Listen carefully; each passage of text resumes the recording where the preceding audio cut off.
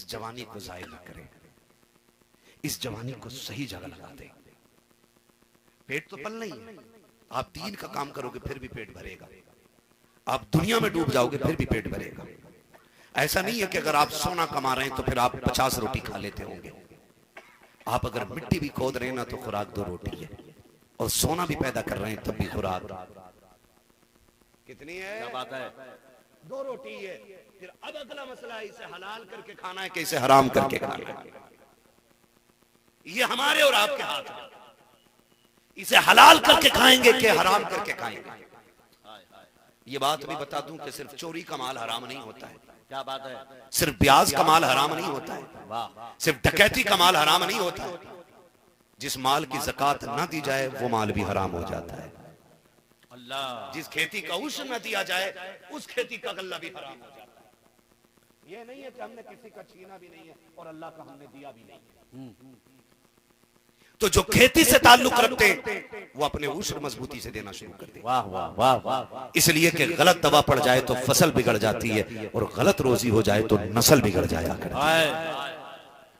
हमें एक अच्छी नस्ल पैदा करनी है, एक अच्छा मुआशरा तैयार करना है। वाह वाह। हमें एक अच्छी सोसाइटी बनानी है। ये तभी होगी जब लुक्मे हलाल होंगे। वाह वाह वाह। ये तभी होगी जब रिस्क हलाल होगा, तभी अच्छी नस्ल तैयार हो सकती है।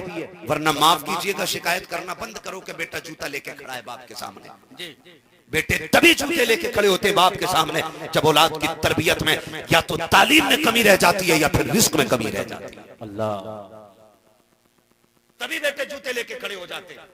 वरना जिनकी तालीम अच्छी होती है ना, वो बेटे फिर आम बेटे नहीं, कोई ताज शरिया बन के चमकता है, कोई मुफ्ती आजम बन के चमकता है, कोई आला हज़रत बन के चमकता है। जब तालीम अच्छी होती है तो बेटा अब्दुल कादिर जीलानी गौसुल आजम बन के चमकता है। आज माए बेटों से सच बोलने तैयार नहीं। सच क्यों बोले? क्योंकि अब्बा ने पूरी जिंदगी झूठ सिखाया। दरवाजे पे कर्जे वाला आ गया, कौन है? का मौलाना आए हैं, मस्जिद के 500 रुपए रह गए थे, कहते अब्बा घर नहीं है। अब बताओ ये झूठ है कि सच है? बोलो। जिस बच्चे से हमने झूठ बुलवाया वो हम उसे कभी ताकीद कर सकते हैं कि सच बोलना? बोलो यार, अगर समझ नहीं तो बोले जरा। कभी ताकीद कर सकते हैं? जिस बच्चे को हमने गालियां सिखाई हो हम उससे ये कह सकते हैं गाली बोलना मना है? नहीं ना, नहीं ना, नहीं कर सकते। सुन, माँ पारसा होती है ना और बेटा पैदाइशी वली भी होता है, तो फिर भी माँ हाथ पकड़ के कहती है अब्दुल कादिर परदेश जा रहा है बेटे, झूठ ना बोलना कभी। हाय हाय हाय। क्योंकि माँ अच्छी थी, माँ अच्छी थी। आज 10 रुपए दे करके दुकान से बच्चा 10 रुपए भी ले आ रहा है, धनिया भी ले आ रहा है, 10 रुपए भी ले आ रहा है, हरी मिर्च भी ले आ रहा है। फिर माँ ये नहीं कह रही बेटा गलत किया है, बल्कि कहती मेरा बब्बू कितना चालाक हो गया है, पैसे भी बचा लाया, धनिया भी ले आया। जब बच्चों की इस तरह हौसला अफजाई होती है तो फिर बेटे इबादत गुजार नहीं बनते हैं, डकैत और दज्जाल और कज़्ज़ाब बना करते हैं। अपने बच्चों की नस्ल, अपनी नस्लों पर तरबियत का खास ख्याल रखें। अपने बच्चों को तालीम ऐसी दे कि वो आगे बढ़ के कहें कि मेरे बाप ने कभी झूठ बोलना नहीं सिखाया है, मेरे बाप ने कभी गलत बोलना नहीं सिखाया है। अपने बच्चों को ऐसी तालीम दो खुदा की कसम कि वो जहां भी रखे तुम्हारे नाम से पहचाने जाने लगे, और उनकी तरबियत को देख के लोग कहें अगर बेटा इतना सच्चा है तो बाप कितना अच्छा रखा होगा, बाप कितना अच्छा रखा होगा। ये तभी होगा जब खून पसीने की कमाई से हलाल लुक़मे खिलाए गए होंगे, मुस्तफा का दीन मदरसों में सिखाया गया। सुभान अल्लाह, सुभान अल्लाह, वाह वाह। जिंदाबाद, जिंदाबाद। आपसे मेरी गुजारिश है, खास करके नौजवान रिश्ते हुजूर से मजबूत कर लें। बहुत सुभान अल्लाह। चैलेंज करता हूँ, मेरा तो दावा है जो हुजूर का नहीं वो किसी का। क्या बात है? हुजूर का नहीं वो किसी का नहीं है, जो हुजूर का नहीं वो किसी का है ही नहीं। रिश्ते हुजूर से मजबूत करो, और रिश्ते मजबूत करने का मतलब सिर्फ ये नहीं है 4 दिन नारा लगा दिए फिर छुट्टी। रिश्ता मजबूत करने का मतलब ये कभी हजरत की बारगाह में आओ और कहो हजरत एक वजीफा ऐसे बताओ जिससे मैं खुदा के करीब हो जाऊं। एक वजीफा ले लो और उसी को पढ़ना शुरू कर दो, उसी को पढ़ना शुरू कर दो। फिर जिंदगी में वो वक्त आपके आएगा, वो जलवे आपकी जिंदगी में होंगे कि आप दुनिया और माफिया से बेनियाज होंगे। और फिर उसके बाद अल्लाह वो करम करेगा तुम पे कि तुम अपने घर से बैठे बैठे हुजूर का मदीना देख सकते हो। सुभान अल्लाह, हुजूर का मदीना देख सकते हो। इसलिए मेरी गुजारिश है कि आप रिश्ते हुजूर से मजबूत करें, दीन सीखे, शरीयत सीखे, हराम से बचे। आखिरी बात कह दूं, एक काम और बंद कर दो, एक काम और बंद कर दो। वो काम यह है कि जहेज की साथ तेरी बीवी भी जिंदा वापस लौटा दे। जिंदाबाद जिंदाबाद, सुभान अल्लाह सुभान अल्लाह। वाह वाह वाह, क्या बात है भाई।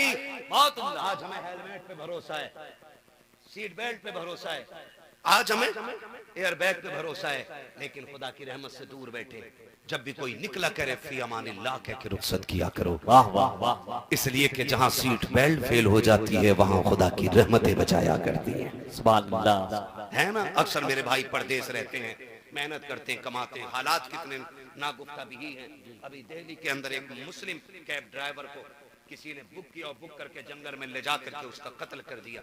मैं कहता हूँ नौजवानों, बहुत एहतियात से रहने की जरूरत है जी, बहुत अच्छा, एहतियात से रहने की जरूरत है। हिंदुस्तान के हालात ये है कि कुत्ता मर जाए तो उस पर दुनिया रोएगी और मुसलमान मरते हैं तो दुनिया ठट्ठे लगा रही है। इसलिए खुदारा अपनी जिंदगी अपने रब के हवाले करें, रब की अमान में दे दो। मत करो भरोसा सीट बेल्ट पे, भरोसा करना है तो रब की रहमत पे भरोसा करो। परदेश रहते हो यार, बहुत दूर रहते हो, बहुत दूर रहते हो। और कितने तो ऐसे हैं माँ बाप से भी दूर रहते हैं, बहन भाई भी दूर रहते हैं, सिर्फ इसलिए ताकि माँ बाप के ख्वाब पूरे किए जा सके, बहन भाई की जरूरतें पूरी की जा सके, बहन को इज्जत से अच्छे घर तक रुखसत किया जा सके। मैं कहना चाहूंगा अमीरों से जिन्हें अल्लाह ने 4 रोटी खाने की तौफीक दी है, खुदारा बोझ ना बने किसी की बेटी पे। बेटे परदेश काटते काटते बूढ़े हो गए, अपने लिए नहीं, 2 रोटी तो अपने लिए वो यहाँ रह के भी कमा सकता था, लेकिन तुम्हारी डिमांड बुलेट की थी, तुम्हारी डिमांड 156 लीटर के फ्रिज की थी, तुम्हारी डिमांड बड़े बेड की थी ना। उसी डिमांड को पूरा करते करते एक भाई 10 साल परदेश काट गया। खुदारा मैं तो ये कहता हूँ, परदेश जब जाने वालों की जिंदगी आप देखो ना, एयरपोर्ट पे कभी हम लोग खड़े होते, हम देखते हैं खुदा की कसम एक जनाजे से बड़ा जनाजा लगता है जब कोई बेटा माँ बाप को छोड़ के परदेश जाता है। जनाजे के जाने के बाद ये सब्र है कि वो मिट्टी में चला गया, लेकिन तुम्हें पता है तुम्हारे जाने के बाद तुम्हारी बहनें, तुम्हारे माँ बाप दरवाजे पे बार बार आते कि अभी इसी राह से उसके जाने की खुशबू आ रही है, अभी बेटे की खुशबू महसूस कर रहे हैं दरवाजे पे आकर के। मैं तो ये कहता हूँ अमीरों से गुजारिश है, खुदारा अब उम्मत पे इतना सितम ना करें कि ये माँ बाप से दूर हों, अब इतना जुल्म ना करें कि ये बच्चे छोड़ के चले जाएं। बेटियां ऐसे तड़प के रोती हैं पैर पे बाप के कदमों से लिपट के, जैसे वो जनाजे के किसी पाए से लिपट गई हो। मुश्किल होता है छुड़ाना। खुदारा बेटे वालों से गुजारिश है, इतनी आसान शादियां कर दो कि कोई बाप बेटी से जिंदगी भर दूर न रह सके। क्या बात है, क्या कोई बेटा मां से जिंदगी भर दूर न रह सके। एक सबसे बड़ी दौलत मां की तो थी जिसे हम वक्त न दे सके। कभी बहनों की जिम्मेदारियों ने परदेसी बनाया, फिर पलट के आए तो बेटियों के हाथ पीले करने की फिक्र आ गई। अल्लाह उन जवानों को सलामत रखे जो परदेश काट रखे गए, जिन्होंने 1000 कुर्बानियां इसलिए दी हैं ताकि परिवार सुख चैन से रह सके। और परिवार वालों से भी गुजारिश है जो पीछे रह गए हैं ना, खाली अपने बदन के कपड़ों का कलफ न देखना, खाली गले में चैन पहन के नेता बन के न टहलना। कभी दुनिया सो गई हो तो मुसल्ले बिछा के परदेसी भाई और बेटे के लिए लंबी दुआएं कर लेना। सुभान अल्लाह। कभी रो के कहा करो अल्लाह वो भाई जिसने परदेश काट के हमें सुख दिया है, मालिक उसकी जिंदगी की खैर फरमा लेना। कभी उनके लिए भी झोलियां फैलाया करो, वरना ये एक अलग मैटर है कि इस बात पर भी रोना पड़ता है कि जो भाई परदेश काट के आता है ना 20 साल आने के बाद फिर से परचूनी की दुकान रखनी पड़ती है। बाकी सारे भाई सेटल हो गए, जिसकी दौलत से सारे सेटल हुए हैं, आज वो फिर परचूनी की दुकान पर बैठ के बच्चों को चटनी खिला रहा है। ये अलमिया नहीं है। जिसने कमाया उसके साथ इंसाफ करो, हौसला अफजाई करो। अल्लाह हमारे उन जवानों को सलामत रखे जो परदेश रहते हैं, अपने घर के लिए भी कमाते हैं और हुजूर के दीन के लिए भी कमाते हैं। ये जलसा किसी एक दिन की मेहनत का नतीजा नहीं है, इसमें बड़े महीने लगते हैं तब जाके एक जलसा होता है, बड़ी मेहनतें लगती हैं। अल्लाह इन जवानों को सलामत रखे। अगर जलसे हमारे जैसों के ऊपर होते तो शायद 1% भी जलसे ना होते। ये तो जलसे नौजवानों के जिम्मे हो गए हैं कि जो हर साल हर जवान अपनी बस्ती में कम से कम एक महफिल हुजूर के नाम की जरूर, सुभान अल्लाह, और अल्लाह उसकी बरकतें अता फरमाता है। और बरकतें क्यों ना हो जब ऐसे जिम्मेदार उलमा मुफ्तियान किराम की सदारत हो तो फिर जलसे कामयाब नहीं मकबूल हुआ करते। मकबूल हुआ करते हैं। अल्लाह ताला इस महफिल को अपनी बारगाह में कबूल फरमाए। फरमाएगा या अय्युहल्लज़ीना आमनू उदखुलू फिस्सिल्मी काफ़ा, ए ईमान वालों पूरे पूरे इस्लाम में दाखिल हो जाओ। नौजवानों जहेज की डिमांड करोगे? बोल सकते तो बोलें जरा। ये बहुत अच्छा इलाका हो। मैं आपसे कह दूं शराब, जहेज, डीजे बाजे बंद कर दो, तुम्हारे बहराइच, तुम्हारे पड़ोस के अंदर सैकड़ों मदरसों पे बिल्डोजर चल गया है, सैकड़ों मस्जिदें तोड़ी जा चुकी हैं। अल्लाह। लेकिन हमारे डीजे पे फर्क नहीं पड़ रहा, हमारी बारातों की आतिशबाजी पे फर्क नहीं पड़ रहा। मौलाना होने दो ना, सेठ साहब है, कल्लू सेठ है, मल्लू सेठ है, बब्बू सेठ है। अगर आज भी धूमधाम नहीं हुई तो हमारी सेठगिरी का क्या फायदा। सुन अगर ज्यादा घमंड हो ना, कब्रिस्तान जा, टूटी कब्रें देख, पता चल जाएगा हुए नाम वर बेनिशान कैसे कैसे, जमी खा गई आसमां कैसे कैसे। हाँ, कुछ दिन की पधानी है, कुछ दिन की ठेकेदारी है। ना करो हुजूर के दीन के साथ खेल, इतना आसान कर दो। अद्दीन युस्रुन, दीन मुश्किल नहीं है, दीन आसान है। मुश्किल हमने कर रखा उसको। बारात का तसव्वुर ही नहीं इस्लाम में, लेकिन 250-250 लोग जाके बेटी वाले का बेड़ा गर्क करने के लगे। मेहंदी का तसव्वुर ही नहीं है इस्लाम में, हल्दी का ख्याल ही नहीं है इस्लाम के अंदर, लेकिन सारे मेंढक बने घूम रहे हैं। मैं समझता हूं अगर सिर्फ हल्दी और मेहंदी के खर्चे से अगर इस्लाम की रोशनी में निकाह किया जाए तो 10 से ज्यादा बच्चियां इज्जत के साथ रुखसत होके किसी के घर की जीनत बन सकती है। वाह वाह वाह। करें, कौन करेगा इस दीन पे अमल? क्या बात है। हम नहीं करेंगे तो कौन करेगा? बहुत। हमें ही करना है।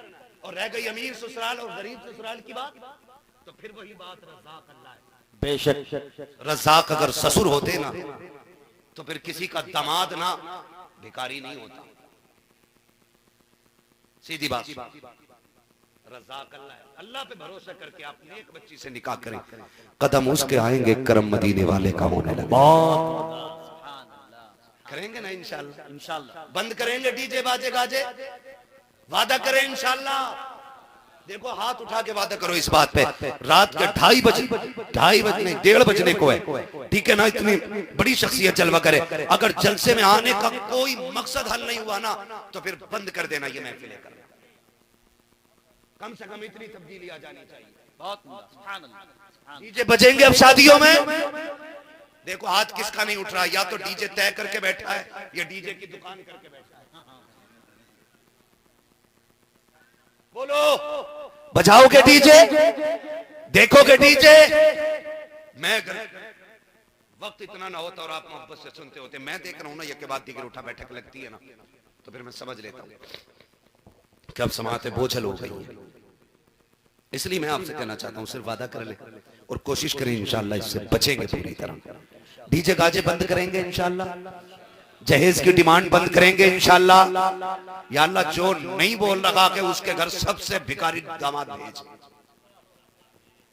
जो उसकी हड्डियां बेच के ले जाए, तब पता चलेगा पराई धी का दर्द क्या होता है। बंद करेंगे डिमांड इंशाल्लाह। हाँ, जहेज बाप बेटी वाला जो है जितना अपनी मर्जी से दे दे उसकी मर्जी है। क्या बात है, क्या कर मांगेंगे नहीं। मांगेंगे 10 लाख 12 लाख, हैरत की बात है वो बुढ़ा जो कभी बुलेट पे नहीं बैठेगा वो लिस्ट लिए घूम रहा कि पहले बुलेट चाहिए। इतना इतना बड़ा बेगैरत पड़ा, नहीं मांगेंगे ना इंशाल्लाह। हाँ, ये भी खत्म करेंगे। और जो हमारे भाई में हाथ नहीं उठवाऊंगा, जो भाई नशे के लत लग गई है, जिन्हें जो करीब हो गए शराब के, अल्लाह रसूल की रजा के लिए इसे छोड़ दो। इसलिए कि शराबी ना अच्छा बाप हो सकता है, ना अच्छा भाई हो सकता है, ना अच्छा बेटा हो सकता है, ना अच्छा इंसान हो सकता है, और ना ही अच्छा मुसलमान हो सकता है।